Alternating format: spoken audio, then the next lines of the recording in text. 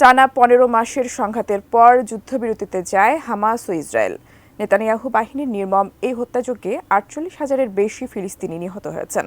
এবার গাজা উপত্যকা নিয়ে নেতানিয়াহু সরকারের নীতি নিয়ে আঙুল তুলেছেন ইসরায়েলের সাবেক জাতীয় নিরাপত্তা মন্ত্রী ইতামার বেন গাভির।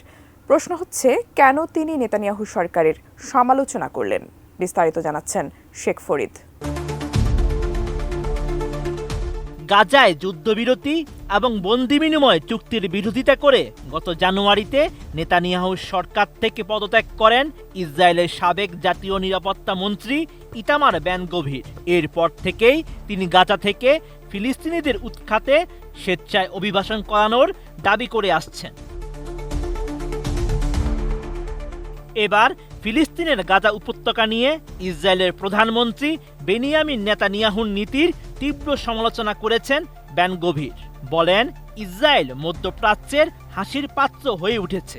এক প্রতিবেদনে এমন তথ্য জানায় তুরস্কের সংবাদ মাধ্যম আনাদোলু এজেন্সি।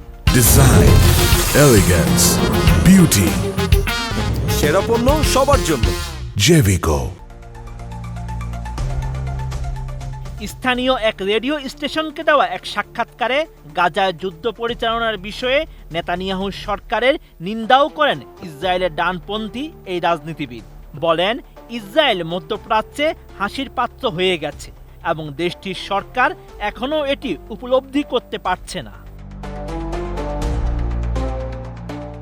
বেন গভির দাবি করেন, সরকারের একমাত্র ব্যক্তি হিসেবে তিনি গাজায় মানবিক সহায়তা প্রদানের বিরোধিতা করেছিলেন। তার এই অবস্থান গাজার পরিস্থিতি সম্পূর্ণরূপে পরিবর্তন করতে পারত।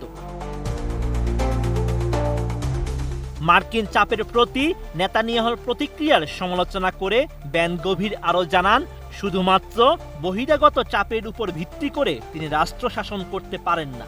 গাজায় জ্বালানি ও মানবিক সহায়তা পাঠানোর অনুমতি দেওয়া উচিত হয়নি ইসরায়েলের, কারণ এটি হামাসকে উপকৃত করে। গাজার ফিলিস্তিনিদের জন্য স্বেচ্ছাসেবী অভিবাসন কর্মসূচি অবিলম্বে বাস্তবায়নের আহ্বান জানান সাবেক এই মন্ত্রী। জানান, তাদের আজই স্বেচ্ছায় অভিবাসনকে উৎসাহিত করার জন্য একটি উদ্যোগ শুরু করা দরকার। প্রেসিডেন্ট ট্রাম্প বলেছেন, সময় রয়েছে, কিন্তু ইসরায়েলের স্বার্থে তাদের নষ্ট করার মতো সময় নেই। এছাড়া যতক্ষণ না নেতানিয়াহু সরকার হামাসকে ধ্বংস করার প্রতিশ্রুতি দিচ্ছে, ততক্ষণ পর্যন্ত তিনি সরকারে ফিরবেন না বলে মন্তব্য করেছেন বেন গভির। Sheikh Farid, ATN news.